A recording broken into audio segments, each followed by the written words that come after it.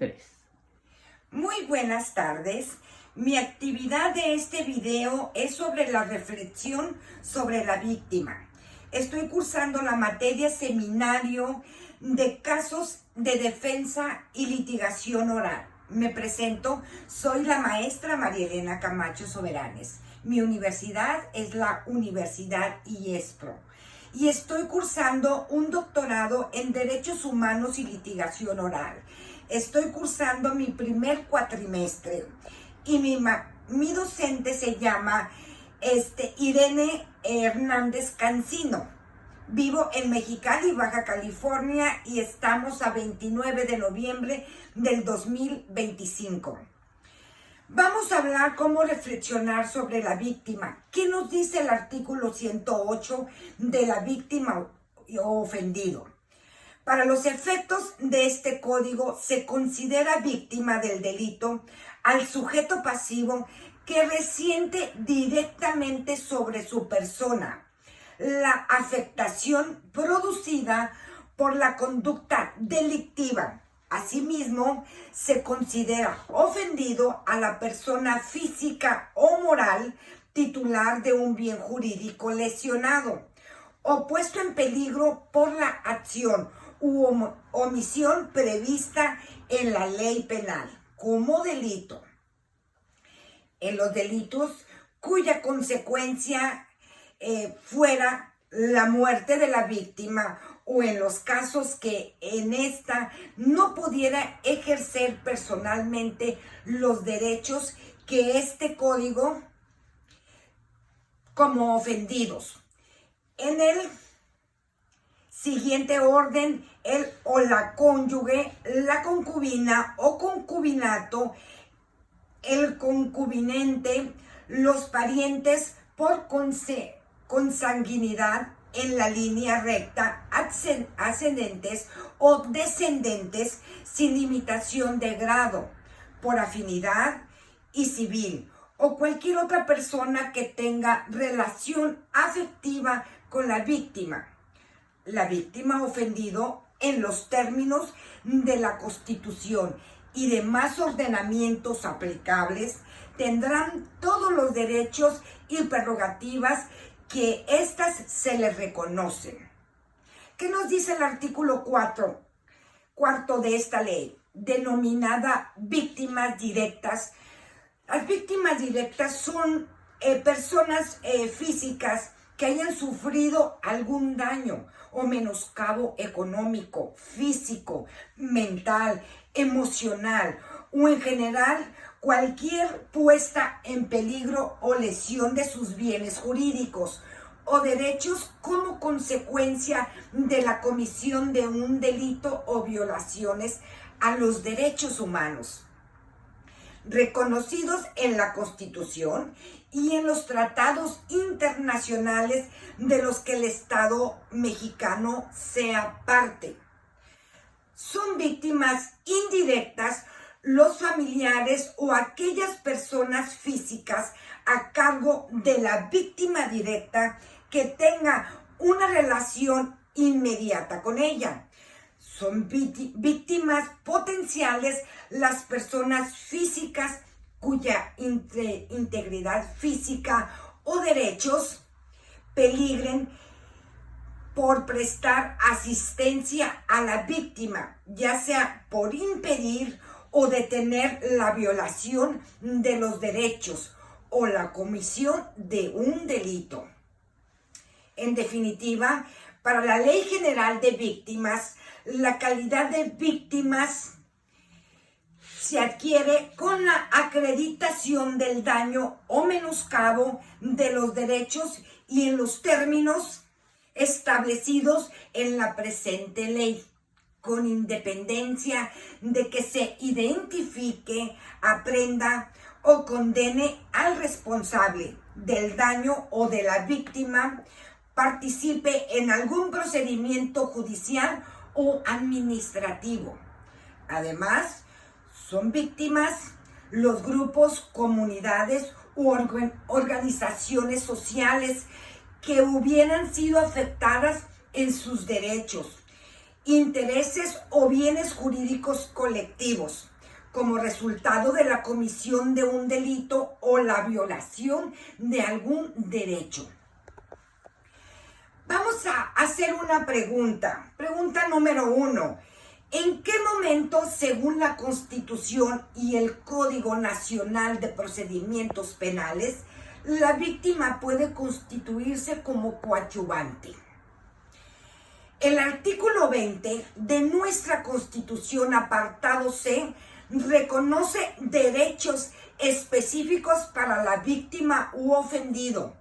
Uno de ellos es coadyuvar con el Ministerio Público. En particular, establece que la víctima pueda aportar datos o elementos de prueba, tanto en la investigación como en el proceso, y a intervenir en los juicios e interponer los recursos en los términos que prevé la ley. Si el Ministerio Público considera que no es necesario desahogar alguna diligencia sugerida por la víctima, debe fundar y motivar su negativa.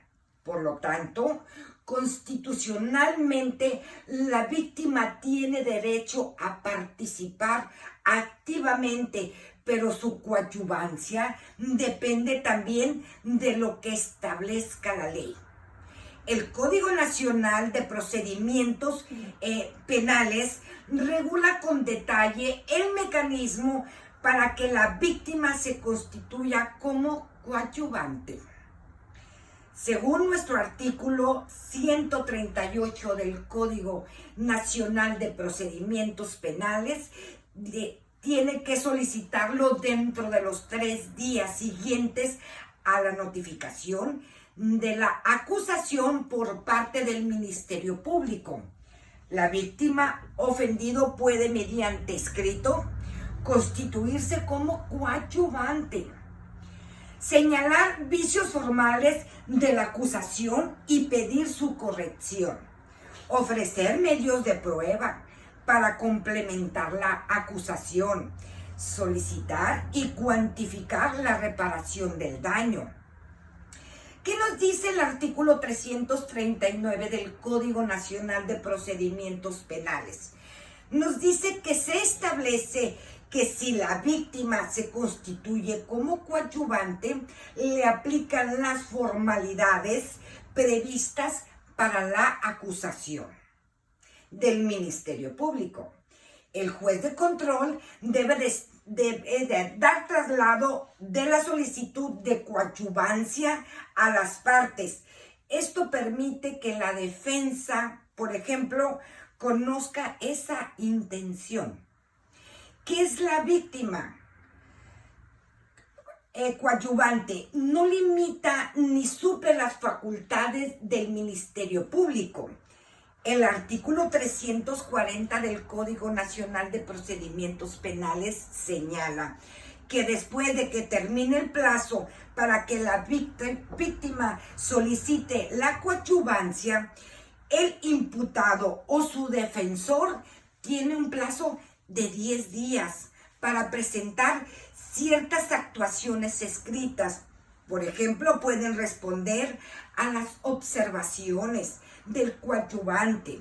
La víctima puede ofrecer pruebas, manifestarse, etc.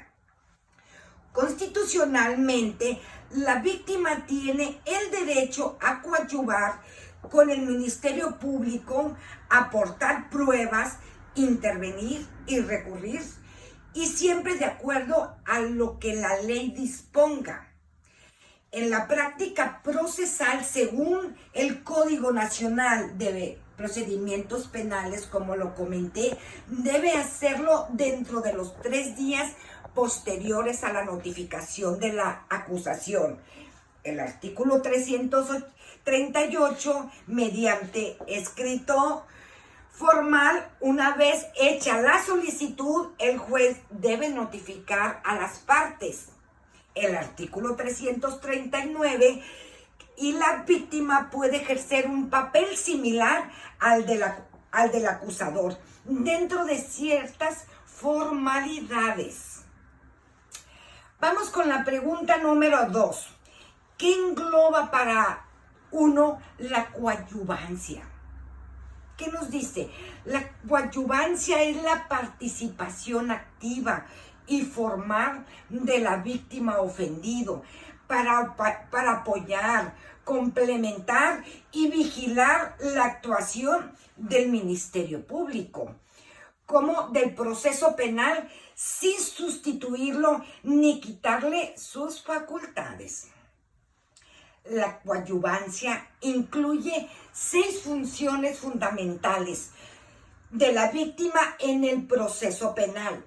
La víctima puede apoyar al Ministerio Público en la construcción de la acusación, señalar omisiones, errores o vicios de la acusación, solicitar su corrección. Esto deriva del artículo 20 constitucional y los artículos 338 y 339 del Código Nacional de Procedimientos Penales. La víctima como coadyuvante puede aportar datos desde la investigación, ofrecer medios de prueba en la etapa intermedia, solicitar diligencias que el Ministerio Público no haya realizado, impulsar líneas de investigación útiles. Si el Ministerio Público la rechaza, debe fundar y motivar su negativa. Y eso es una obligación constitucionalmente. La coadyuvancia también implica un papel de supervisión. Observa que el Ministerio Público realice diligencias necesarias, señalar omisiones o negligencias también, solicitar que el juez ordene diligencias urgentes o indispensables. No sustituye al Ministerio Público, pero sí lo controla y lo equilibra.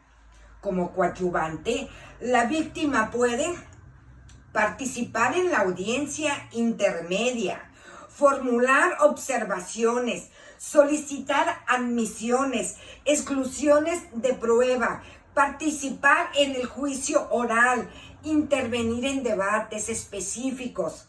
No sustituye al acusador principal, pero sí tiene voz legalmente reconocida. La coadyuvancia incluye toda la gestión sobre la reparación del daño, solicitar cuantificación del daño, aportar pruebas sobre daño material, moral y sus gastos, debatir la reparación durante la etapa intermedia o etapa de juicio, en una de las funciones más relevantes. Con base constitucional, la víctima puede interponer recursos permitidos por la ley, que viene siendo la apelación y la revocación, impugnar decisiones que afecten sus derechos, no vinculación a proceso, no ejercicio de la acción penal, exclusión indebida de pruebas también, la suspensión del procedimiento, los acuerdos reparatorios no consentidos. Es un control jurídico sobre la actuación del Ministerio Público y del juez. La coadyuvancia engloba apoyar y complementar la acusación, aportar y ofrecer pruebas, vigilar y controlar la actuación del Ministerio Público, intervenir en audiencias, debates o diligencias, solicitar y probar la reparación del daño, interponer recursos, como lo había comentado, para poder proteger sus derechos. Todo eso sin sustituir al Ministerio Público, pero actuando como un actor procesal con voz propia. Ahora nos vamos a la pregunta número 3.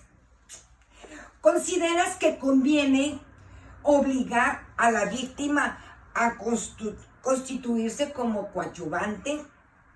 En derecho penal no conviene obligar a la víctima a constituirse como coadyuvante. Te explico por qué desde el punto de vista jurídico, constitucionalmente y práctico.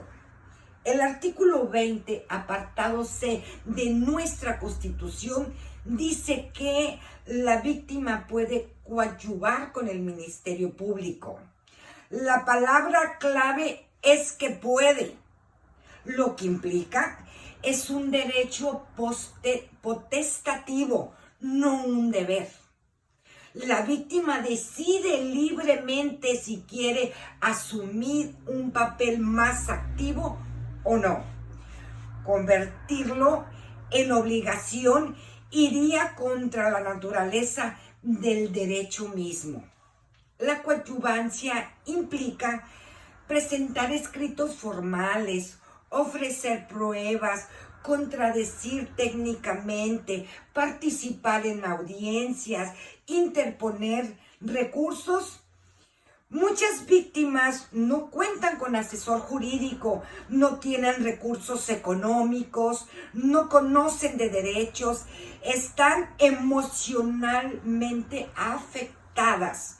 Forzarlas a coadyuvar sería revictimizante. El sistema penal mexicano establece que el Ministerio Público es quien debe dirigir la investigación. El Ministerio Público es el acusador principal. La víctima solo complementa, no sustituye. Si obligas a la víctima a coadyuvar, las cargas, funciones que constitucionalmente corresponde al Estado, rompe el equilibrio del proceso. Trasladas responsabilidades institucionales a una persona privada. Una víctima obligada a intervenir podría no saber formular objeciones, no saber ofrecer pruebas adecuadamente, no conocer de plazos, no entender tecnicismos, cometer errores procesales. Esto puede afectar la acusación, debilita al caso o retrasarlo. En modelos acusatorios mexicanos, latinoamericanos, europeos, la intervención de la víctima siempre tiene que ser voluntaria, no compulsiva. No conviene obligar a la víctima a constituirse como coadyuvante. Debe de ser un derecho facultativo que la víctima ejerza sobre sí solo si cuenta con asesoría, interés y condiciones para participar. Lo que sí conviene es garantizar que sepa que tiene el derecho, asegurarlo con un asesor jurídico, darle acompañamiento y protección, evitar la revictimación procesal. Ahora vamos con nuestra pregunta número 4. Dice, ¿consideras que la víctima es parte en el proceso para constituirse coadyuvante? En el sistema penal acusatorio mexicano, sí, la víctima se convierte en parte procesal cuando se constituye como coadyuvante, pero no es una parte plena como el Ministerio Público, ni como la defensa. Es una parte accesoria, con facultades específicas. La víctima siempre es un sujeto del procedimiento, con derechos constitucionales, que es donde nos dice nuestro artículo 20, apartado C de nuestra Constitución. Pero no es formalmente parte mientras no realice una actuación que la incorpore a la litis procesal, cuando la víctima se constituye como coadyuvante conforme a lo que habíamos hablado antes, a nuestro artículo 338 y 339 del Código Nacional de Procedimientos Penales, adquiere un estatus procesal especial. Se vuelve parte coadyuvante de la acusación, es decir, no sustituye al Ministerio Público, pero sí actúa junto con él. Adquiere facultades propias de parte, entre ellas, pues, el ofrecimiento de pruebas, el contradecir pruebas, el solicitar exclusiones, como lo habíamos comentado, el formular observaciones a la acusación, impugnar determinada resolución, participar en la audiencia, solicitar la reparación del daño, intervenir en el juicio. Cuando se formaliza su intervención, ya no es una persona con derecho a ser informada, pasa a participar activamente en el proceso. Aún como coadyuvante tiene límites. No dirige la acción penal, no decide la teoría del caso oficial, no acusa sola. El Ministerio Público conserva la titularidad. No puede pedir una condena si el Ministerio Público no acusa. No puede sustituir las funciones constitucionales del Ministerio Público. El Código Nacional de Procedimientos Penales lo deja claro. La coadyuvancia no limita ni suple al Ministerio Público. Sí, la víctima se convierte en parte procesal cuando se constituye como coadyuvante, pero solo como parte accesoria, no como parte principal de la acusación. Su papel es apoyar, complementar, vigilar y participar, sin sustituir la función institucional del Ministerio Público. Ahora vamos con nuestra última pregunta, que es la número 5.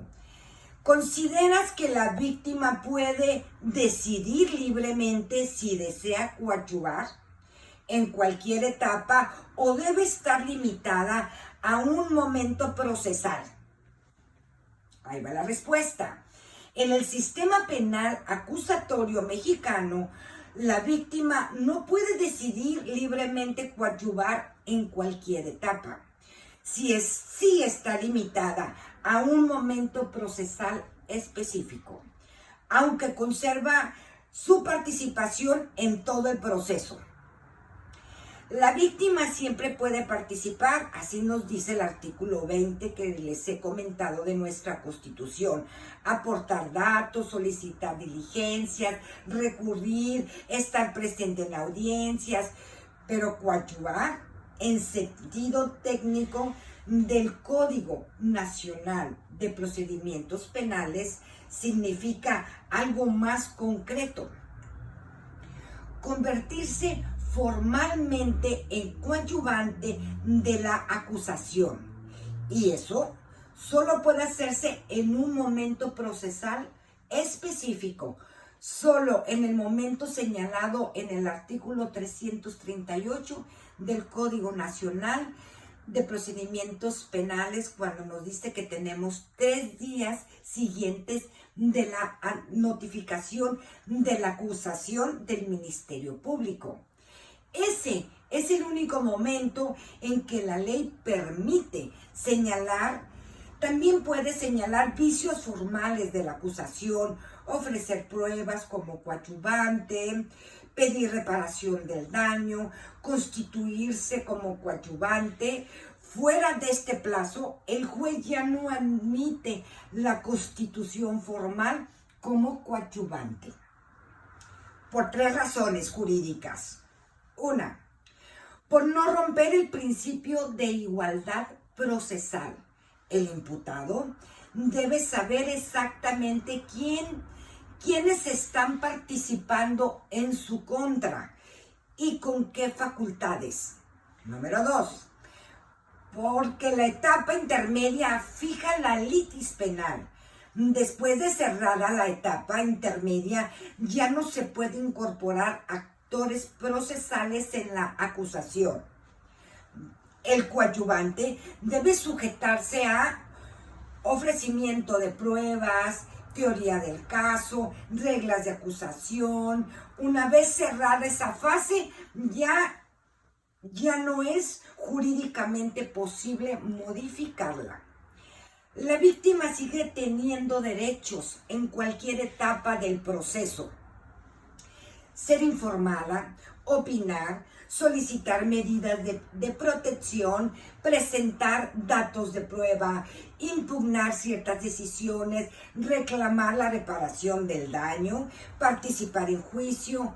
Lo único que ya no puede hacer fuera de este momento procesal, así nos lo establece el artículo 338 del Código Nacional de Procedimientos Penales, es convertirse formalmente en coadyuvante con facultades de acusación. La víctima no puede decidir libremente constituirse en coadyuvante en cualquier etapa. Si está limitado el momento procesal establecido en el artículo 338 del Código Nacional de Procedimientos Penales, pero conserva sus demás derechos durante todo el proceso. Ahora le vamos a hablar como una conclusión de los derechos de la víctima. Los derechos de la víctima ofendida, tener la asesoría jurídica para que la víctima ofendido, pues es un derecho fundamental. Sin duda que se garantiza pues a las víctimas ofendidos, por supuesto en el proceso penal. Aquí, ¿qué es lo que va a suceder? Todo implica que tiene el derecho de recibir asesoramiento legal por parte, por supuesto, de un abogado para constituirse y protegerse sus intereses en el sistema de justicia. Ejemplo, vamos a suponer que una persona es víctima de un robo a mano armada, pues en ese caso, la víctima tiene derecho a consultar con un abogado para recibir asesoramiento, pues a ver cómo proceder legalmente y poder presentar su denuncia o participación en lo personal como testigo. Vamos a tener la información sobre derechos muy bien. Esto es esencial para empoderar a la víctima u ofendido y garantizar que esté plenamente informado acerca de sus derechos, pues que le otorga la Constitución y cómo se desarrolla esto en el proceso penal.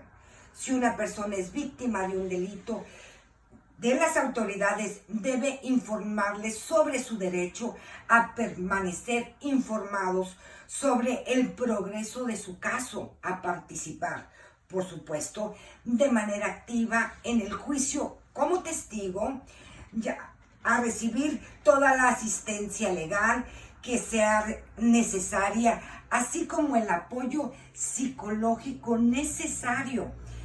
Después vamos a tener la participación y la coadyuvancia de la víctima o ofendido en el proceso penal. A participación, le vamos a permitir colaborar activamente, por supuesto, con el Ministerio Público y ofrecer datos y elementos de prueba, pues que puedan ayudar en la investigación. Vamos a pasar ahora al derecho a recibir atención médica y psicológica. Después, el derecho a la víctima ofendido Aquí nos vamos a referir, vamos a tener un derecho para recibir atención médica y psicológica de urgencia desde la comisión del delito. Es fundamental para poder proteger su salud y su bienestar, y así pueda presentarse como testigo, como ofendido y realizar su denuncia. Si una persona es víctima de un ataque violento, debe recibir la atención médica inmediata para que trate sus lesiones físicas o incluso también sus lesiones psicológicas. Además, pues va a ser muy importante que se le brinde ese tipo de apoyo para que pueda ayudar a sobrellevar ese tema emocional, pues que fue el resultado de dicho incidente.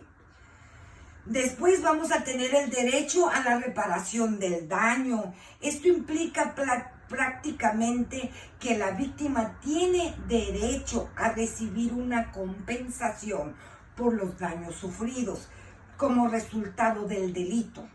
El Ministerio Público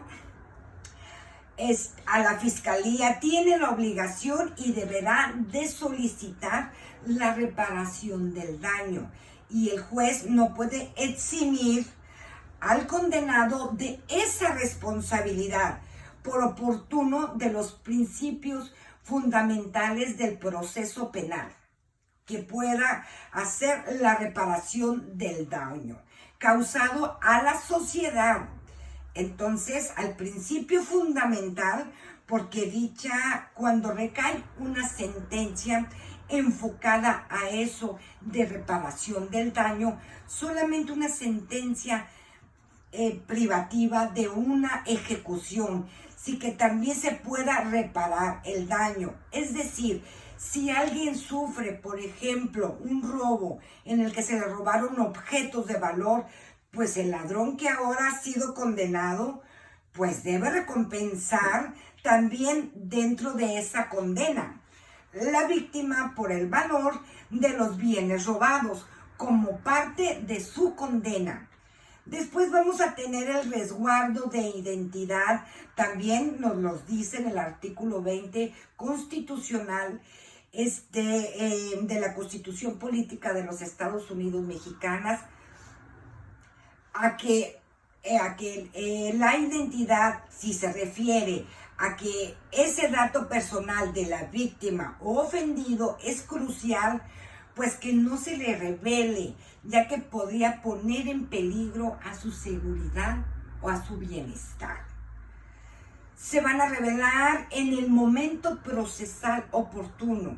Si hay una etapa donde sí se hace esa revelación, pero también tenemos medidas precautorias para evitar que pueda coaccionar a la víctima ofendido, los testigos o algunas personas, inclusive que no se acerque a ciertos espacios cerca de su casa para su protección, etc.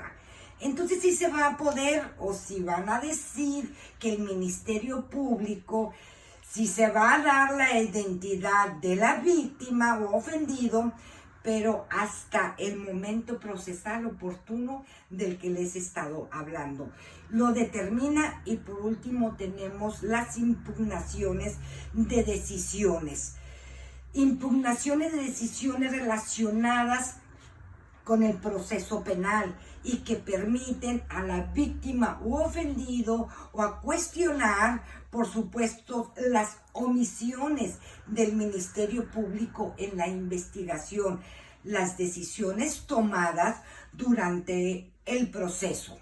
Por ejemplo, si el Ministerio Público decide no presentar cargos en un caso de agresión por la víctima, puede impugnar esa decisión ante un tribunal para que lo revise si realmente esa determinación sí fue justificada o si debe de presentar una acusación en el Ministerio Público. Esto que ayuda a la víctima ofendido le va a garantizar pues que tenga una vida para poder buscar justicia. Una vía para poder buscar justicia. Pero si se considera que sus derechos no están protegidos adecuadamente, ahí donde viene esa parte de impugnación que va a ser muy importante, que vamos a estar utilizando también sobre el proceso penal acusatorio y oral. Con esto les platico sobre la coadyuvancia de la víctima y ofendido. ¿Cuáles fueron mis argumentos de dónde agarré toda esta información que les estoy narrando? La bibliografía nos dice el artículo 108 de nuestra Constitución del Congreso de la Unión, del Código Nacional de Procedimientos Penales, y hay un estudio de jurisprudencias que se llama Inumetsus 2019. Es la revista del Instituto Mexicano de Estudios y Consultoría. Por mi parte, es cuanto.